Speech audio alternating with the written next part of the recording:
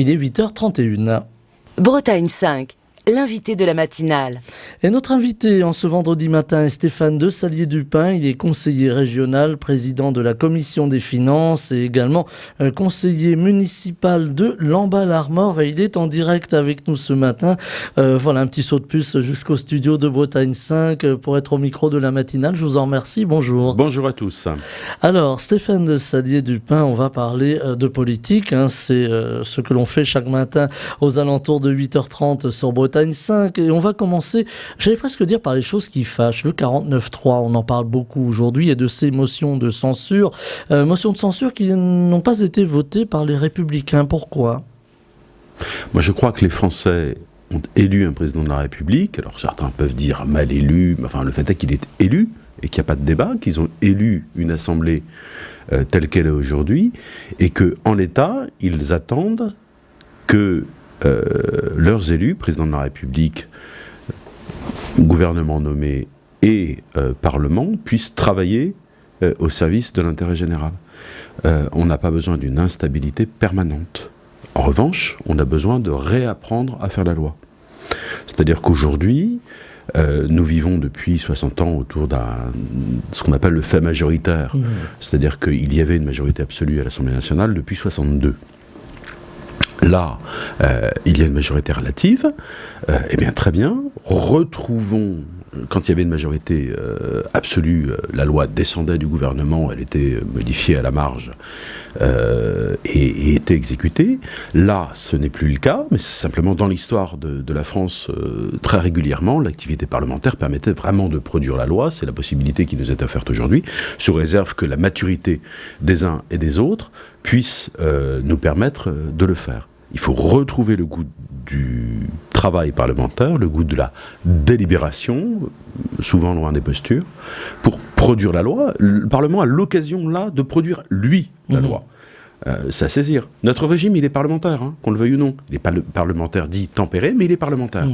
On parle beaucoup de régime présidentiel, ça nous ramène au général de Gaulle, évidemment, et cette constitution de 1958, constitution d'ailleurs qui est très contestée aujourd'hui. On parle de pas vers une 6e république. Est-ce que ce serait une bonne idée de renforcer le parlementarisme, ou est-ce qu'il faut quelques garde-fous ? Moi, la constitution du général de Gaulle me va parfaitement, ça vous l'imaginez. Et puis, on a une habitude française qui est très étonnante, c'est-à-dire quand quelque chose ne va pas, il faut changer la constitution. On parlait de 6e République, je regarde nos voisins anglo-saxons notamment, ils n'ont pas eu à changer leur République aux États-Unis et le cadre institutionnel en Grande-Bretagne. Voilà, donc il n'y a pas... attachons-nous aux choses concrètes. La Constitution, elle fonctionne. Le 49.3, c'est un outil qui n'est pas l'idéal, mais assez adapté finalement à la situation de notre pays. C'est-à-dire quand il y a un blocage aux États-Unis, vous vous souvenez peut-être pour les uns et les autres de shutdown qui avait eu lieu il y a 5 ou 6 ans, qui faisait que tout était bloqué et qu'on ne pouvait plus payer qui que ce soit. Là, il y a une formule qui est le 49.3, qui est constitutionnelle. Toutes les majorités l'ont utilisé à un moment ou à un autre. Ça ne me choque pas.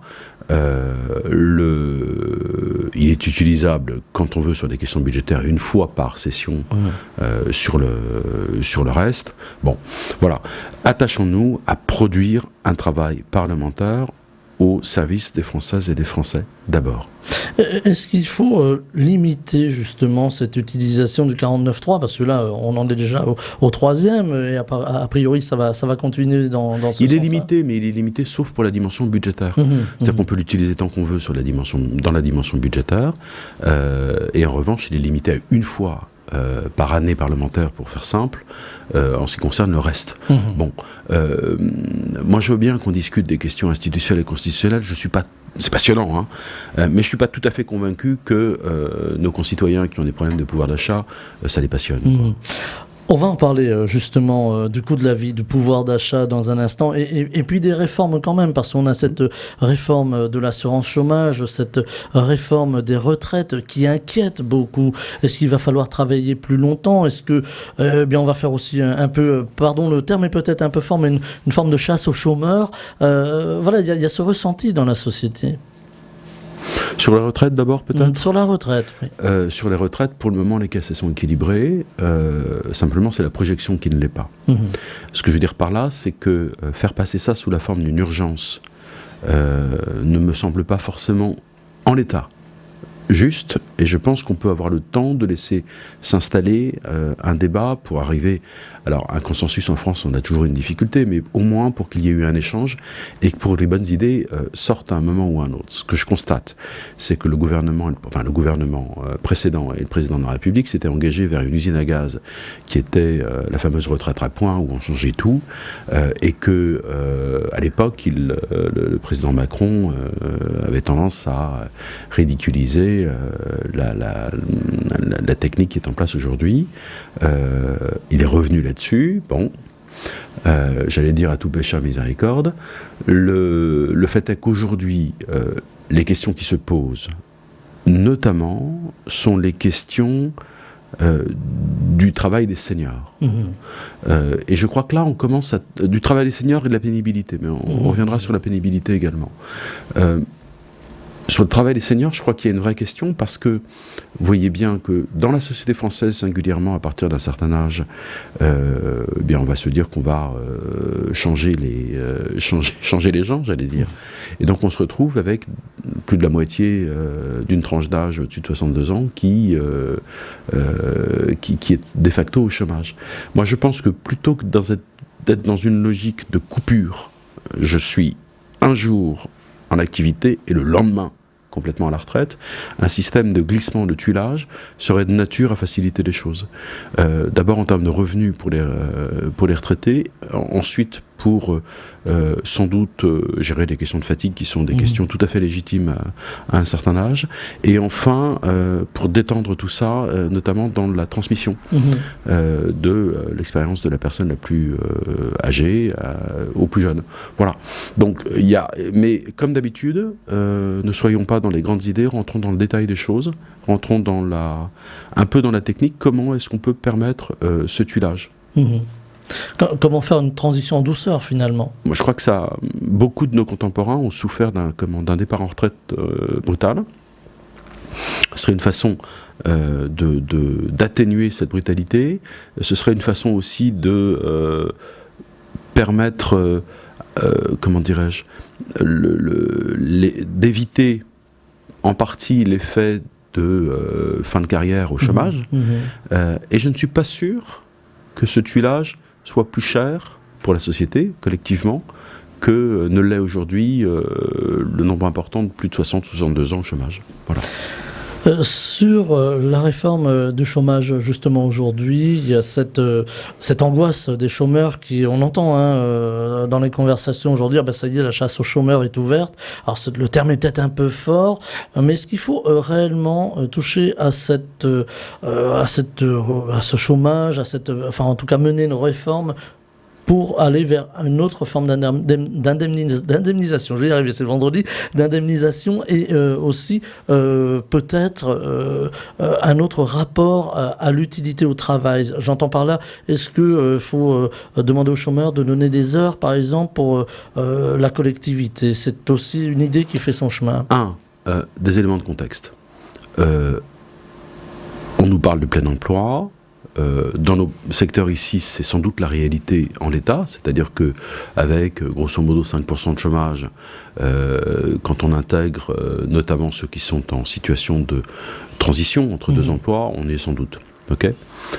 Sauf que la période qui s'annonce, je ne suis pas oiseau de malheur, c'est pas du tout ma façon de voir, simplement il y a un moment où le réalisme s'impose, risque de nous faire sortir à un moment ou à un autre de ce plein emploi. Je crois que l'objectif du gouvernement du plein emploi, même s'il est tout à fait légitime, il n'est plus adapté à la situation telle qu'elle est au regard de ce que nous allons vivre dans les mois à venir. Tout ça pour dire que la question de la formation reste au cœur de cette difficulté. En passant ici, je constate que vos voisins recherchent un plombier, chauffagiste, électricien, très concrètement. Je crois que la facilité comment dirais-je, l'évolution professionnelle par la formation, c'est un élément qui aujourd'hui est important. Alors, dans le domaine de la formation, c'est un peu le domaine de la région. C'est une nébuleuse qui, quelquefois, est difficile à cerner. Mais je crois que c'est là le sujet. Je ne laisser croire qu'une majorité de personnes qui sont au chômage seraient des personnes qui s'y plaisent est faux. Les abus, ça se sanctionne. Le droit au chômage, c'est une façon de impacter les accidents de la vie. Point, mais pas plus. Voilà. En revanche, la façon d'aborder, notamment chez les plus jeunes, le travail est complètement différente des plus anciens, notamment dans la répartition du temps de travail dans la semaine, dans la journée, la souplesse. Alors, je sais que ça déstabilise beaucoup, notamment sur nos modes d'organisation. Néanmoins, je crois qu'aujourd'hui, les jeunes générations souhaitent quelque chose de relativement souple. Alors, attention, il y a un moment où l'organisation elle a sa propre contingence. Et cherche quelque chose qui peut avoir du sens également. C'est pas du travail, c'est un vrai sujet ça. Quel sens je donne au temps que je donne au travail. Voilà. On le voit aussi souvent dans les entretiens d'embauche avec les jeunes. C'est par exemple comment l'entreprise s'intègre dans la protection de la planète, par exemple. On entend ce genre de choses. Il y a des desiderata qu'il n'y avait pas avant dans les entretiens d'embauche. Oui et non. Je pense pas que les sujets généraux interviennent globalement dans l'entretien d'embauche. Je crois franchement que l'entretien d'embauche, il se fait de façon très prosaïque sur quelle est ma rémunération, comment s'organise mon temps de travail, quelle est ma capacité d'initiative dans mon boulot, voilà, quelle est la chaîne de responsabilité. On est plutôt là-dedans, et puis après, je veux bien qu'on se fasse plaisir sur l'image de l'entreprise. Ok, mais ça, à la limite, je ne crois pas que ça fasse l'objet d'un débat entre l'employeur et l'employé. Le candidat, il a une idée de l'entreprise dans laquelle il candidate, mais voilà, revenons aux choses très concrètes. Alors les choses très concrètes, Stéphane de Sadier-Dupin, c'est les difficultés que rencontrent les Français aujourd'hui, le pouvoir d'achat, cette inflation qui galope et qui a priori, en tout cas si l'on en croit les projections, bien ça ne va pas s'arrêter là, qui est dû à un contexte économique, le contexte de la guerre en Ukraine, on va y revenir.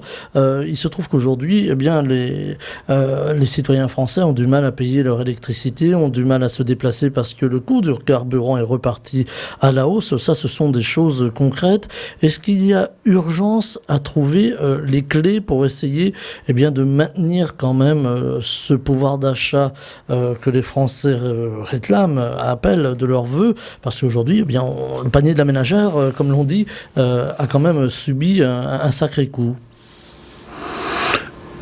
L'inflation, ça a été une réalité, c'est une réalité qu'on n'a pas connue depuis 30 à 40 ans.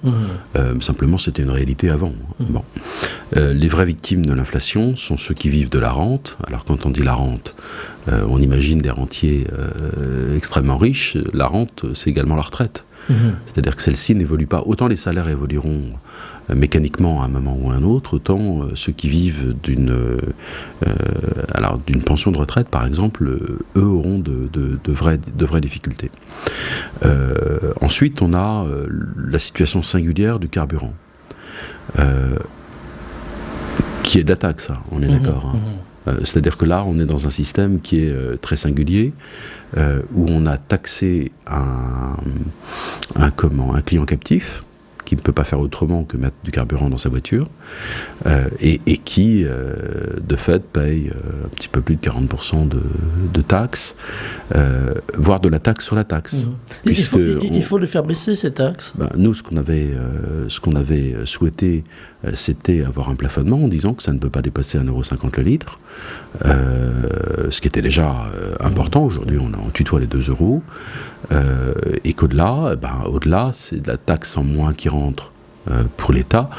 1,50 €, si vous voulez, par rapport à des tarifs à 1 €, 1,10 €, l'État a déjà eu une recette supplémentaire sensible. Voilà. Donc, singulièrement sur le carburant, il y a un vrai sujet fiscal. Aujourd'hui, vous avez plusieurs taxes qui s'appliquent au carburant. Vous avez la taxe sur les produits pétroliers ou produits énergétiques sur lesquels on va réappliquer de la TVA. Enfin, vous imaginez, c'est-à-dire qu'on réussit à taxer la taxe. Ce qui est quand même une belle opération. C'est le cas pour l'énergie aussi, lorsqu'on regarde sa facture. Alors j'allais dire EDF, aujourd'hui ça peut être aussi un autre fournisseur bien sûr. On s'aperçoit qu'on a quand même des taxes sur les taxes. Est-ce qu'il n'y a pas une réforme à mettre en place urgemment ? Sur la taxe, à mon avis, il faut l'interdire. Enfin, ça n'a aucune justification. Non, le vrai sujet, c'est qu'on en sort d'un monde où nous étions d'une naïveté sans nom. Moi, j'avais une singularité, c'est-à-dire que dans le monde naïf, on me trouvait trop réaliste, voire pessimiste, et dans le monde de l'apocalypse dans lequel on vit aujourd'hui, on me trouve modéré et optimiste. La réalité, elle a toujours été... voilà, on était naïf en pensant que le doux commerce allait régler nos problèmes internationaux. Ce n'est pas vrai, mais l'histoire le prouve. Voilà. C'est pas une raison pour paniquer et faire n'importe quoi aujourd'hui qu'on découvre le retour de la guerre, qui n'est pas un retour de la guerre. La guerre en Europe, on l'a vécu avec le Kosovo. Voilà. Je veux dire, il y a un moment où il faut... Elle est plus proche de nos portes, finalement, cette guerre de l'Ukraine, peut-être aussi plus proche des mentalités, parce que l'Ukraine, voilà, ce sont les portes de l'Europe. Vous me direz le Kosovo aussi. Kosovo, on était au cœur de l'Europe. Non, on se raconte des histoires. Hein.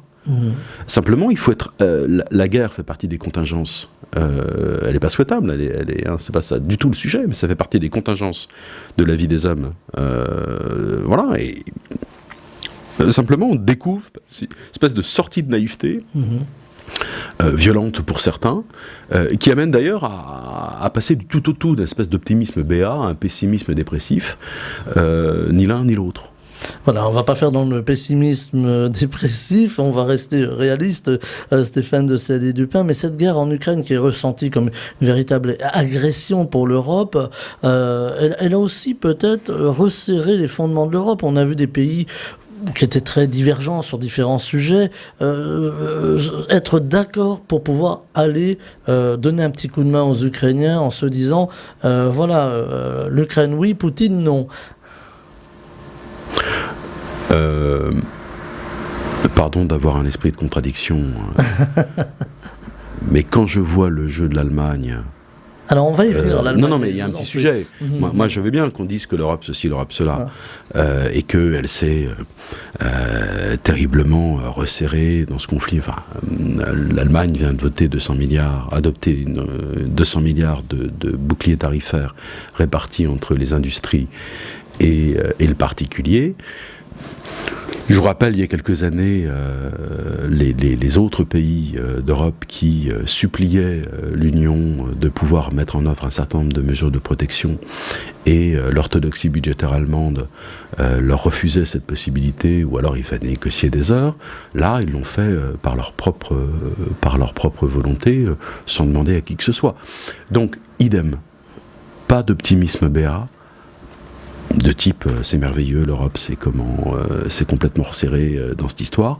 Pas de pessimisme dépressif, mais simplement un réalisme, une ligne politique réaliste. Là, en l'occurrence, effectivement, il y a le conflit ukrainien, ça je l'entends, qui peut durer. Qui peut durer, qui peut s'installer. On peut tout à fait imaginer un scénario, j'allais dire à la chypriote, où la ligne de fracture s'installe, et s'installe pour des décennies. On peut l'imaginer. Tout qu'on peut imaginer une guerre de mouvement qui sorte qui amène une fin du conflit dans un sens ou dans un autre. Mais dans tous les cas, sur l'Union, elle a provoqué plusieurs choses. D'abord le fait que l'armement soit américain, ensuite le fait que l'Allemagne, et je ne le reproche pas, joue ses propres intérêts. J'aimerais que la France les joue un peu, puis à un moment où l'équilibre des intérêts fait qu'on trouve une voie de consensus. Mais l'équilibre des intérêts, Mhm. On a l'impression justement que l'Allemagne fait un peu cavalier seul. L'Allemagne qui se réarme justement pour faire face possiblement à une agression russe. Ça s'était pas vu ça. L'Allemagne est une grande puissance en Europe parce qu'elle a une situation financière plus florissante que les autres, parce que l'euro lui a permis de solidifier son industrie, notamment vis-à-vis d'une partie des consommateurs européens. L'Allemagne qui était dans l'Europe avec 2 ou 3 principes, à nous l'industrie, à la France l'agriculture, s'est mis à faire de l'agriculture. L'Allemagne réarme et veut devenir une puissance militaire. Prenons-le comme des faits, une nouvelle fois ne soyons pas naïfs, une nouvelle fois ne soyons pas non plus, apeurés, mais il y a une réalité. Le vrai fait de l'Allemagne, c'est que, le général de Gaulle l'avait compris entre 58 et 62, c'est que comme ils ont une situation budgétaire avec un excédent commercial, et un budget excédentaire depuis des années, ça leur donne une puissance. Mmh. C'est pas une raison pour tout céder, hein. C'est pas ce que j'ai dit. Hein. Non, on entend bien Stéphane de Salier-du-Pin. Et il y a aussi la situation singulière de l'Angleterre. Alors, il y a eu ce Brexit, on en a beaucoup parlé du Brexit. Puis, il y a eu cette première ministre, Liz Truss, qui a été un peu éphémère. On a un nouveau Premier ministre, on a une nouvelle façon d'envisager la crise, parce que la Grande-Bretagne connaît une crise, là aussi, sans précédent. Mais qui reste quand même allié de l'Europe. On le voit, là encore, ça nous ramène à la guerre en Ukraine, en disant, voilà, il ne faut pas que la Russie passe, entre guillemets, si vous me permettez le terme. Est-ce qu'il va falloir à un moment ou à un autre reparler avec l'Angleterre et réaffirmer peut-être l'envie que l'Angleterre revienne en Europe? Ça, c'est leur liberté. Moi, je suis respecté les souverainetés de toutes les nations. Elles ont décidé. Enfin, les Britanniques ont pris une décision. Je n'ai pas commenté quelque décision que ce soit là-dessus. Je sais que, de par nature, la Grande-Bretagne vogue sur les mers. C'est Churchill qui l'avait dit, si l'on doit choisir entre l'Europe et le grand large, on choisira le grand large.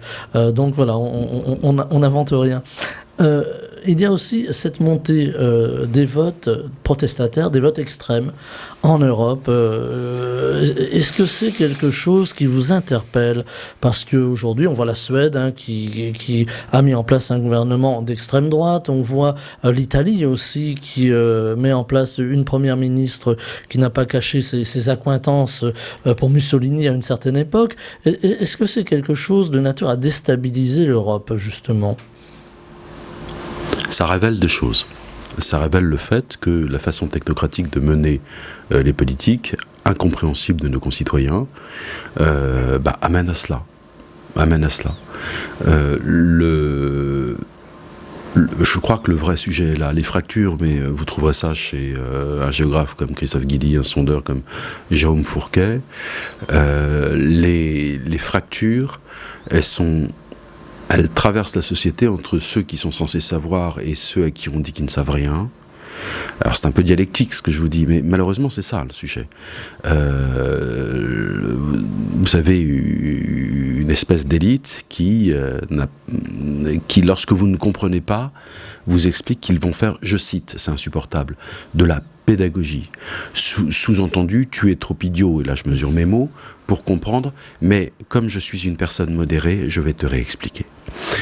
Ça devient insupportable pour des gens qui sont tout à fait capables d'exercer leur bon sens, et voilà ce que ça donne. Donc, tant que les modérés ne seront pas en mesure de revoir leur logiciel d'explication, de simplifier les choses, c'est le risque qu'on prend, clairement. C'est aussi une forme de cristallisation de toutes les colères, ces votes de refus finalement. C'est le sentiment que l'on n'est pas entendu. Ça vaut pour, vous savez, les Britanniques ont, alors je n'ai plus le nom, pardonnez-moi de cet écrivain, mais définissait la fracture entre les somewhere et les anywhere. Ceux qui sont de quelque part et qui sont parfois assignés à résidence ne bougeront pas, et ceux qui sont de partout sans être de quelque part. Si vous voulez, il y a des fractures de ce type-là qui sont plus droite-gauche d'ailleurs, entre la France périphérique, la France des métropoles, et chacun croyant que son monde à soi est le vrai. L'archipel tel qu'il est défini par Jean Fourquet est très juste, c'est-à-dire que la France est devenue une série d'îles qui ne communiquent plus les unes avec les autres, mais des îles qui sont géographiques comme sociologiques. Voilà, on n'a plus cet effet de sentiment d'appartenir et fierté d'appartenir à une nation commune. Donc il faut que et c'est aux élites de faire le travail, mais capable de se relire, capable de se dire où est-ce qu'on a planté, est-ce qu'on est compris quand on parle, est-ce que notre novlangue, dans les collectivités, on est très fort là-dessus, à l'échelle de l'État également, est audible de la population? Est-ce qu'on ne peut pas parler normalement? Est-ce qu'on ne peut pas dire la vérité de temps en temps sur la réalité de notre situation budgétaire? Voilà. Il y a un moment où, et on est à ce moment-là, hein, où il faut, et c'est une nouvelle fois aux élites de revoir leur logiciel là-dessus. Il nous reste une petite minute, Stéphane de Salier-du-Pin, ça va très vite le matin sur l'antenne de Bretagne 5, mais ça on n'y peut rien, c'est le temps. Je disais en commençant, vous êtes conseiller régional. Aujourd'hui, il y a une grande demande de la part des habitants, mais aussi de la part des politiques, de régionalisation, c'est-à-dire un petit peu de s'émanciper du pouvoir parisien. C'est pas une question d'émancipation du pouvoir parisien, le principe c'est quoi? Le principe c'est de dire que ce que je suis capable de faire à l'échelle de la famille, je le fais à l'échelle de ma famille. Ce que je ne peux pas faire à l'échelle de ma famille, je vais peut-être le faire à l'échelle associative ou communale. Ce que je ne sais pas faire, ou je ne peux pas faire à l'échelle associative ou communale, je vais le faire à l'échelle du département, de l'interco, et tout ça jusqu'à l'Union européenne. C'est un principe, il y a un mot savant là-dessus, pardonnez-moi, c'est le principe de subsidiarité, qui est basé vraiment sur liberté et responsabilité. Ce que je peux faire, moi, à mon échelle, je le fais moi à mon échelle, et on me laisse le faire. Donc la question, c'est pas effectivement Paris nous pompe, c'était un slogan dans les années 70. Je crois effectivement qu'une régionalisation supplémentaire est souhaitable. Je crois effectivement qu'une forme d'autonomie des régions est souhaitable, sous réserve, ce qui vaut pour tous les échelons des collectivités, qu'on ne réapplique pas le principe centralisateur que pratique Paris. Voilà, ne pas reporter en région ce qui se Mais par contre, faire pareil. simplement ce qu'on peut faire localement. Et c'est là-dessus qu'on va devoir se quitter. Stéphane de Salier-du-Pin, il y aura encore beaucoup de choses à dire et vous reviendrez bien entendu. Heureux d'être avec vous. Eh bien, merci d'être venu. Hein. Je rappelle que vous êtes conseiller régional, hein, je le disais à l'instant, président de la commission des finances, conseiller municipal de Lamballe. On parlera aussi de la vie locale hein, lorsque vous reviendrez parce qu'il y a beaucoup à dire. Merci infiniment d'avoir été avec nous en direct ce matin. Je vous souhaite une très belle journée. Merci beaucoup. Bonne journée à tous. Bretagne 5 matin, Stéphane Hamon.